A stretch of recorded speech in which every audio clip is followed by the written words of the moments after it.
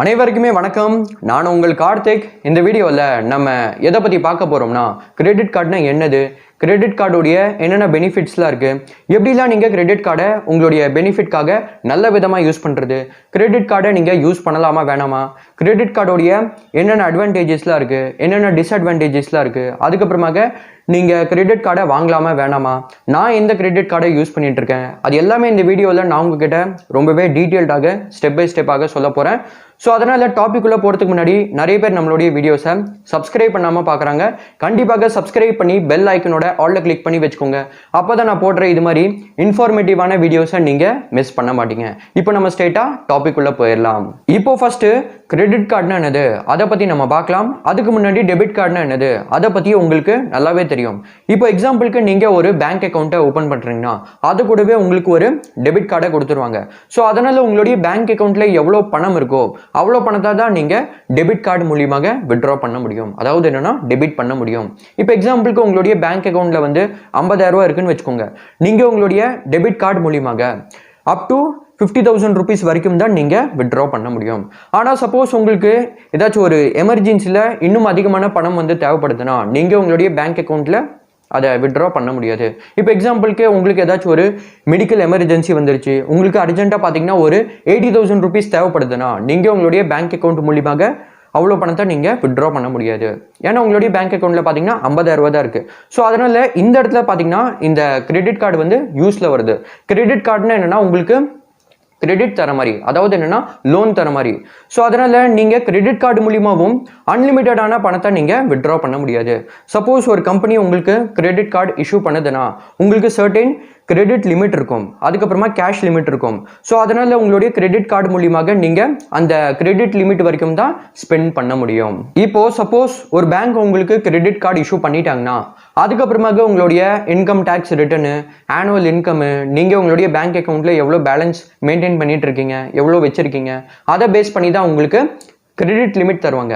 Credit லிமிட்னு என்னன்னா நீங்கள் உங்களுடைய கிரெடிட் கார்டு மூலியமாக அந்த கிரெடிட் லிமிட் வரைக்கும் தான் நீங்கள் ஸ்பெண்ட் பண்ண முடியும். சப்போஸ் எக்ஸாம்பிளுக்கு உங்களுக்கு 50,000 rupees கிரெடிட் லிமிட் கொடுத்து வச்சிருக்காங்கன்னா நீங்கள் உங்களுடைய கிரெடிட் கார்டு மூலியமாக 50,000 rupees வரைக்கும் தான் ஸ்பெண்ட் பண்ண முடியும். சப்போஸ் நீங்கள் 50,000 rupeesமே அந்த பில்லிங் சைக்கிளில் ஸ்பெண்ட் பண்ணிட்டீங்கன்னா எப்போக்குள்ள நீங்கள் உங்களுடைய பணத்தை ரிட்டர்ன் பண்ணணும், ரீபே பண்ணணும், அது உங்களுக்கு சொல்லிடுவாங்க. உங்களுக்கு ஒரு டியூ டேட் கொடுப்பாங்க. ஸோ அதனால் நீங்கள் என்ன பண்ணலாம்னா அந்த டியூ டேட்டில் இல்லைன்னா டியூ டேட்டுக்கு முன்னாடியே நீங்கள் அந்த கிரெடிட் கார்டு மூலியமாக எவ்வளோ வந்து ஸ்பெண்ட் பண்ணீங்களோ அதை நீங்கள் தாராளமாக ரீபே பண்ணலாம். இப்போது இந்த கிரெடிட் கார்டு எப்படி ஒர்க் ஆகுதுன்னா ரொம்பவே சிம்பிளாக சொல்ல போனோம்னா எக்ஸாம்பிளுக்கு உங்களுக்கு 50,000 rupees கிரெடிட் லிமிட் கிடச்சிருக்குன்னு வச்சுக்கோங்க. அதுக்கப்புறமா என்னென்னா உங்களுக்கு ஒரு பில்லிங் சைக்கிள் கொடுப்பாங்க. ஸோ அதனால் நீங்கள் உங்களுடைய கிரெடிட் கார்டுடைய பில்லிங் சைக்கிள் வந்து எவ்ரி மந்த்து 1ஆம் தேதி வந்து ஸ்டார்ட் ஆகிற மாதிரி செட் பண்ணி வச்சுருந்தீங்கன்னா உங்களுடைய பில்லிங் சைக்கிள் பார்த்தீங்கன்னா எவ்ரி மந்த் வந்து ஃபர்ஸ்ட் அன்னைக்கு ஸ்டார்ட் ஆகும். ஸோ அதனால் இது வந்து ஜூலை மாதம் தானே. ஸோ அதனால் எக்ஸாம்பிளுக்கு உங்களுடைய பில்லிங் சைக்கிள் வந்து ஜூலை 1 வந்து ஸ்டார்ட் ஆகிடுச்சுன்னா அது எப்போ வந்து முடியும்னா அடுத்த மாதம் ஆகஸ்ட் 1ஆம் தேதி இருக்குல்ல, அதுக்கு ஒரு நாள் முன்னாடியே வந்து அந்த பில்லிங் சைக்கிள் வந்து முடிஞ்சிடும். இன்னும் ரொம்பவே சிம்பிளாக சொல்ல போனோம்னா ஜூலை மாதம் ஃபுல்லாக இருக்கு இல்லையா, அதுதான் உங்களுடைய பில்லிங் சைக்கிள். ஸோ அதனால் இந்த பில்லிங் சைக்கிளில் நீங்கள் உங்களுடைய கிரெடிட் கார்டு மூலியமாக எவ்வளோ வந்து ஸ்பெண்ட் பண்ணுறீங்களோ அந்த அமௌண்ட்டை நீங்கள் ரீபே பண்ணுறதுக்கு பில்லிங் சைக்கிள் முடிஞ்ச உடனே உங்களுக்கு 18 to 20 days வந்து டைம் தருவாங்க. அதுக்குள்ளே அந்த அமௌண்ட்டை நீங்கள் திரும்ப செலுத்தினா போதும், அதாவது என்னென்னா ரிட்டர்ன் பண்ணால் போதும், ரீபே பண்ணால் போதும்.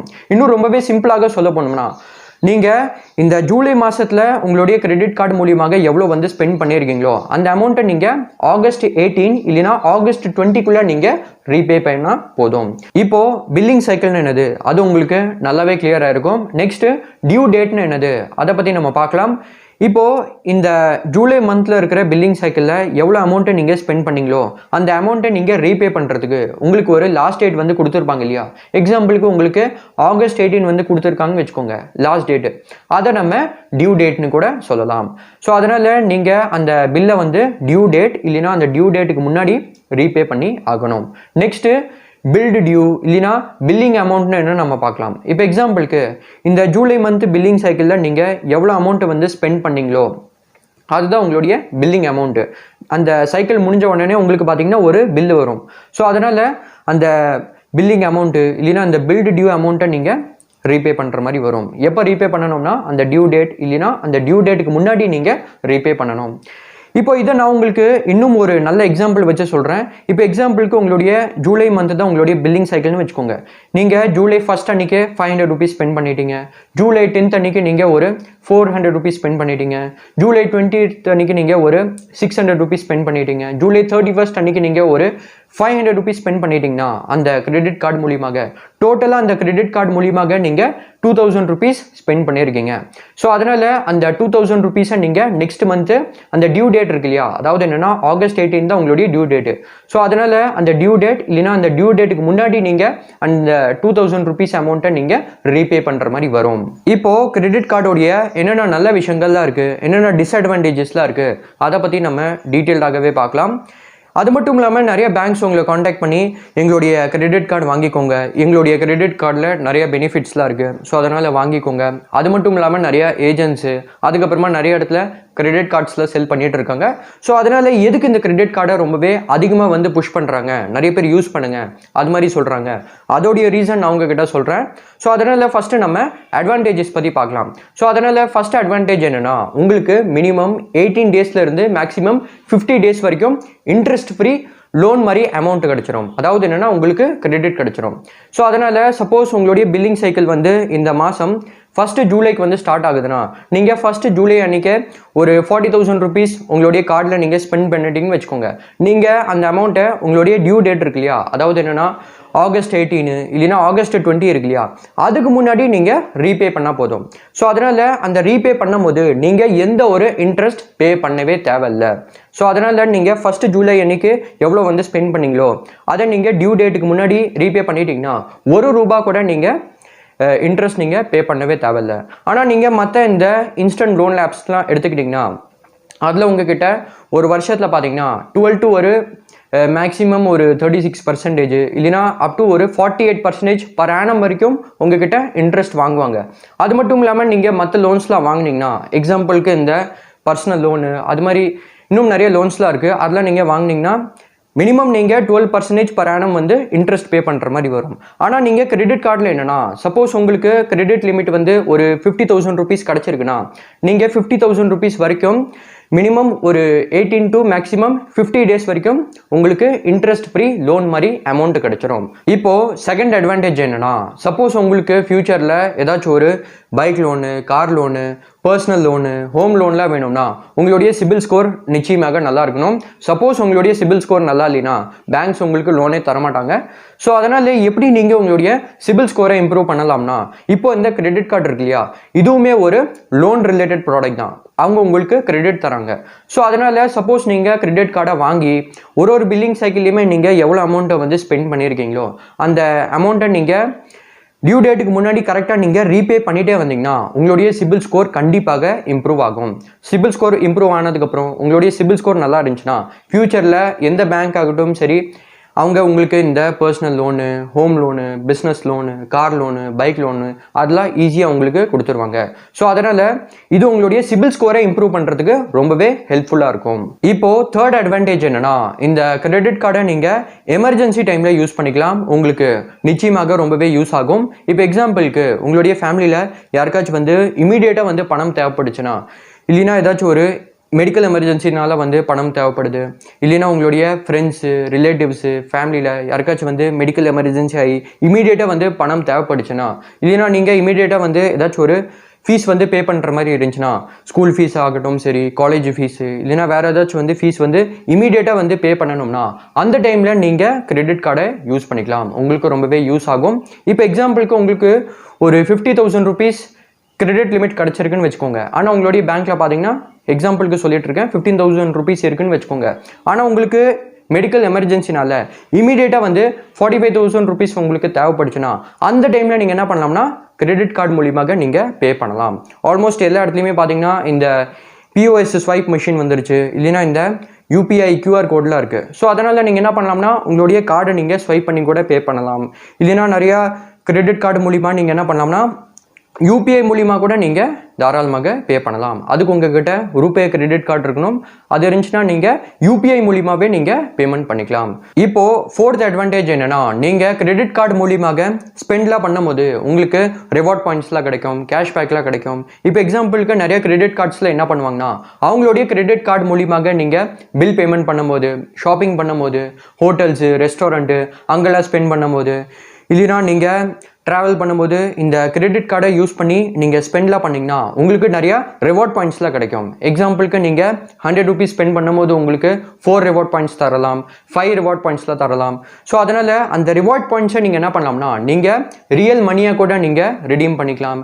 இல்லைனா உங்களுக்கு நிறைய இந்த கிஃப்ட் கார்டு ஆப்ஷன்ஸ்லாம் இருக்கும். ஸோ அதனால் நீங்கள் அந்த ரிவார்ட் பாயிண்ட்ஸை கிஃப்ட் கார்டாக நீங்கள் ரெடீம் பண்ணிக்கலாம். எக்ஸாம்பிளுக்கு Amazon pay gift card, Flipkart gift card, book my show, Zomato, Swiggy, Domino's, KFC, இது மாதிரி பார்த்தீங்கன்னா எக்கச்சக்கமான கிஃப்ட் கார்டு ஆப்ஷன்ஸ்லாம் இருக்குது. ஸோ அதனால் அந்த ரிவார்ட் பாயிண்ட்ஸை நீங்கள் கிஃப்ட் கார்டாக ரெடீம் பண்ணிக்கலாம். இல்லைன்னா நிறைய கிரெடிட் கார்டு என்ன பண்ணுவாங்கன்னா உங்களுக்கு கேஷ்பேக்லாம் தருவாங்க. எக்ஸாம்பிளுக்கு நான் யூஸ் பண்ணுற அமேசான் பே, ஐசிஐசிஐ பேங்க் கிரெடிட் கார்டு, இல்லைனா Flipkart axis bank credit card, அவங்க என்ன பண்ணுவாங்கன்னா அவங்களுடைய ஆப் மூலியமாக நீங்கள் ஷாப்பிங்லாம் பண்ணும்போது, இல்லைனா நீங்கள் அதர் ஸ்பெண்ட்ஸ்லாம் பண்ணும்போது அவங்க உங்களுக்கு கேஷ்பேக் தருவாங்க. எவ்வளோ தரலாம்னா எக்ஸாம்பிளுக்கு 1%, 1.5%, 2%, 3%, 5%. ஸோ அதனால் அவங்களுடைய நிறைய கண்டிஷன்ஸ்லாம் இருக்குது. ஸோ அதனால் எந்த இடத்துல நீங்கள் அவங்களுடைய கார்டை வந்து யூஸ் பண்ணுறீங்களோ அதுக்கு ஏற்ற மாதிரி உங்களுக்கு கேஷ்பேக் தருவாங்க. இப்போது கிரெடிட் கார்டோடைய என்னென்ன நல்ல விஷயங்கள்லாம் இருக்குது அதை பற்றி நம்ம பார்த்தாச்சு. ஆனால் கிரெடிட் கார்டோடைய என்னென்ன டிஸ்அட்வான்டேஜஸ்லாம் இருக்குது அதுவுமே நீங்கள் நிச்சயமாக தெரிஞ்சுக்கோங்க. அது தெரியாமல் நீங்கள் கிரெடிட் கார்டை வாங்காதீங்க. ஸோ அதனால் ஃபஸ்ட்டு இதில் என்னென்னா, சப்போஸ் நீங்கள் உங்களுடைய கிரெடிட் கார்டு மூலியமாக இந்த ஜூலை மந்த் பில்லிங் சைக்கிள் இருக்கு இல்லையா, அதில் நீங்கள் எவ்வளோ அமௌண்ட்டை வந்து ஸ்பெண்ட் பண்ணியிருக்கீங்களோ அதை நீங்கள் அந்த டியூ டேட் இருக்கு இல்லையா, எக்ஸாம்பிளுக்கு ஆகஸ்ட் 20 தான் டியூ டேட்னு வச்சுக்கோங்க. அதுக்கு முன்னாடி நீங்கள் பே பண்ணிட்டீங்கன்னா அதுக்கான பில்லை நீங்கள் எந்த ஒரு இன்ட்ரெஸ்ட்டை பே பண்ண தேவையில்லை. ஆனால் அந்த டியூ டேட்டை தாண்டி நீங்கள் கிரெடிட் கார்டு பில்லை நீங்கள் பே பண்ணிங்கன்னா கதை முடிஞ்சு போச்சுன்னு நினச்சிக்கோங்க. ஏன்னா எக்கச்சக்கமான சார்ஜஸ்லாம் நீங்கள் பே பண்ணுற மாதிரி வரும். ஃபர்ஸ்ட் என்னென்னா, நீங்கள் ஓவர் டியூ இன்ட்ரெஸ்ட்டை நீங்கள் பே பண்ணுற மாதிரி வரும். அதாவது என்னென்னா, அது ஓவர் டியூ இன்ட்ரெஸ்ட்டு எவ்வளோ வரும்னா ஒரு 3 to 4% வரும். ஆனுவலி நீங்கள் எடுத்துக்கிட்டிங்கன்னா 42 to 45% வரைக்கும் நீங்கள் இன்ட்ரெஸ்ட்டை பே பண்ணுற மாதிரி வரும். செகண்ட் என்னென்னா, நீங்கள் லேட்டாக வந்து பில் பேமெண்ட் பண்ணிங்கன்னா நீங்கள் லேட் பேமெண்ட் சார்ஜஸை பே பண்ணுற மாதிரி வரும். இன்னும் ரொம்பவே ப்ராக்டிக்கலி ஒரு எக்ஸாம்பிள் வச்சு சொல்ல போனோம்னா, இப்போ எக்ஸாம்பிளுக்கு இந்த ஜூலை மந்த் பில்லிங் சைக்கிளில் நீங்கள் 1 ஜூலை அன்றைக்கி 50,000 rupees உங்களுடைய கிரெடிட் கார்டில் நீங்கள் ஸ்பெண்ட் பண்ணிட்டீங்கன்னு வச்சுக்கோங்க. அதுக்கான பில் வரும் இல்லையா, அதாவது என்னென்னா அந்த ஆகஸ்ட் 20 டியூ டேட்டுக்கு முன்னாடி நீங்கள் ரீபே பண்ணணும் இல்லையா, அதுக்கு முன்னாடி நீங்கள் ரீபே பண்ணிட்டீங்கன்னா நீங்கள் 50,000 rupees தான் பில் வந்து பே பண்ணுற மாதிரி வரும். ஆனால் சப்போஸ் நீங்கள் ஆகஸ்ட்டு ஒரு 23 அன்றைக்கி நீங்கள் கிரெடிட் கார்டு பில்லை நீங்கள் பே பண்ணிங்கன்னா நீங்கள் மொத்தமாக 53 days இருக்கு இல்லையா, அதாவது என்னென்னா ஜூலை 1 ஆகஸ்ட் 23 அன்றைக்கி அந்த 53 days இருக்கு இல்லையா, அது மொத்தமாக சேர்த்து அதுக்கான இன்ட்ரெஸ்ட்டை நீங்கள் பே பண்ணுற மாதிரி வரும். எந்த இன்ட்ரெஸ்ட்னா ஓவர் டியூ இன்ட்ரெஸ்ட்டை நீங்கள் பே பண்ணுற மாதிரி வரும். அதாவது என்னென்னா எக்ஸாம்பிளுக்கு பர் மந்த் பேசிஸில் நீங்கள் ஆவரேஜாக ஒரு 3.5% வச்சுக்கோங்க. மொத்தமாக இந்த 53 daysக்கு ஒரு 5% வருது. ஸோ அதனால் அந்த 50,000ல் நீங்கள் 5% எடுத்துக்கிட்டிங்கன்னா 2,500 rupees நீங்கள் எக்ஸ்ட்ரா ஓவர் டியூ இன்ட்ரெஸ்ட்டாக நீங்கள் பே பண்ணுற மாதிரி வரும். அது போக பார்த்தீங்கன்னா நீங்கள் லேட்டாக பேமெண்ட் பண்ணதுக்கு அந்த லேட்டு பேமெண்ட் சார்ஜஸ்லாம் இருக்குது, அதுவுமே நீங்கள் பே பண்ணுற மாதிரி வரும். ஸோ அதனால் பேங்க் உங்கள் மூலியமாக அந்த ஓவர் டியூ இன்ட்ரெஸ்ட்டு ப்ளஸ் அந்த லேட் பேமெண்ட் சார்ஜஸை அவங்க சம்பாரிச்சிட்டாங்க. அரௌண்டு பார்த்தீங்கன்னா அவங்க அது மூலிமா ஒரு 3,000 to 4,000 rupees வந்து earn பண்ணியிருப்பாங்க. ஸோ அதனால் என்னோட ரெக்கமெண்டேஷன் என்னென்னா, சப்போஸ் நீங்கள் கிரெடிட் கார்டு பில்லை வந்து கரெக்டான டைமில் பே பண்ண மாட்டிங்கன்னா தயவு செஞ்சு நீங்கள் கிரெடிட் கார்டை வாங்காதீங்க. அது மட்டும் இல்லாமல் நீங்கள் கிரெடிட் கார்டை அன்னெசரியாக கண்ணா பின்னாமல் யூஸ் பண்ணி அதுக்கான அந்த பில் பேமெண்ட்டை நீங்கள் கரெக்டான டைமில் பே பண்ண மாட்டிங்கன்னா தயவு செஞ்சு நீங்கள் கிரெடிட் கார்டை வாங்காதீங்க. ஏன்னா நீங்கள் எக்கச்சக்கமான சார்ஜஸ்லாம் பே பண்ணுற மாதிரி வந்துடும், ரொம்பவே அதிகமாக நீங்கள் பே பண்ணுற மாதிரி வரும். அது மட்டும் இல்லாமல் சப்போஸ் நீங்கள் கிரெடிட் கார்டு 50,000 rupees ஸ்பெண்ட் பண்ணி ஒரு 1 yearக்கு நீங்கள் அதுக்கான பில் பேமெண்ட்டே பண்ணலினா அரௌண்டு பார்த்தீங்கன்னா அது டபுளாகவே ஆயிரும். அந்த overdue charges plus late payment சார்ஜஸ்லாம் நீங்கள் எடுத்துக்கிட்டிங்கன்னா அது பார்த்தீங்கன்னா ஆல்மோஸ்ட் டபுளாகவே ஆயிரும். நீங்கள் 1 லேக்காக வந்து பே பண்ணுற மாதிரி வரும். இப்போது செகண்ட் டிஸ்அட்வான்டேஜ் என்னென்னா, நீங்கள் கிரெடிட் கார்டு பில்லை கரெக்டான டைமில் பே பண்ணலினா உங்களுடைய சிபில் ஸ்கோர் அஃபெக்ட் ஆயிரும். சிபில் ஸ்கோர் அஃபெக்ட் ஆகிடுச்சுன்னா நாளைக்கு பேங்க்ஸ் உங்களை நம்பி லோன் தரமாட்டாங்க. ஸோ அதனால் இதுக்கு நீங்கள் என்ன பண்ணலாம்னா, கரெக்டான டைமில் நீங்கள் கிரெடிட் கார்டு பில்லை பே பண்ணுங்கள். இல்லைனா நீங்கள் என்ன பண்ணலாம்னா, நிறைய இந்த ரிமைண்டர்ஸ்லாம் இருக்கும், அது எல்லாமே நீங்கள் ஆன் பண்ணி வைங்க. அதுவே உங்களுக்கு சொல்லிடும் இந்த டைமில் கிரெடிட் கார்டு பில்லை வந்து கட்டணும். அதுவே உங்களுக்கு ரிமைண்ட் பண்ணிடும். ஸோ அதுக்கேற்ற மாதிரி நீங்கள் பில் பேமெண்ட் பண்ணிக்கலாம். இல்லைனா நீங்கள் என்ன பண்ணலாம்னா, உங்களுடைய பேங்க் அக்கௌண்ட்டில் நீங்கள் ஆட்டோ டெபிட்டை நீங்கள் ஆன் பண்ணி வைக்கலாம். ஸோ அதனால் உங்களுடைய எவ்வளோ வந்து பில் அமௌண்ட் வந்து வந்திருக்கோ அதுவே வந்து உங்களுடைய பேங்க் அக்கௌண்ட்லேருந்து டெபிட் பண்ணிடும். அதுக்கு நீங்கள் என்ன பண்ணணும்னா, உங்களுடைய பேங்க் அக்கௌண்ட்டில் அந்த நெட் பேங்கிங் இருக்கு இல்லையா, அதில் போயிட்டு நீங்கள் மேண்டேட்டை நீங்கள் செட் பண்ணுற மாதிரி வரும். அதை நீங்கள் செட் பண்ணிட்டீங்கன்னா மந்த்லி உங்களுடைய எவ்வளோ கிரெடிட் கார்டு பில்லு வந்து வந்திருக்கோ அது அவ்வளோ அமௌண்ட்டை உங்களுடைய பேங்க் அக்கௌண்ட்டிலிருந்து டெபிட் பண்ணிடும். இப்போது சப்போஸ் உங்களுக்கு கிரெடிட் கார்டு வேணும்னா நீங்கள் எந்த கிரெடிட் கார்டை சூஸ் பண்ணலாம், உங்களுக்கு ஏற்ற மாதிரி பெஸ்ட்டான கிரெடிட் கார்டு என்னது, நான் எந்த கிரெடிட் கார்டை யூஸ் பண்ணிட்டு இருக்கேன், அது எல்லா பற்றியுமே நான் உங்ககிட்ட ரொம்பவே சிம்பிளாக சொல்கிறேன். ஸோ அதனால் ஃபஸ்ட்டு நீங்கள் என்ன பண்ணுங்கள், உங்களுடைய ரெக்குவயர்மெண்ட் என்னன்னு பாருங்கள். அதுக்கு தகுந்த மாதிரி நிறையா கிரெடிட் கார்ட்ஸ்லாம் இருக்குது. அதுலேருந்து ஏதாச்சும் ஒரு கிரெடிட் கார்டை நீங்கள் சூஸ் பண்ணிக்கோங்க.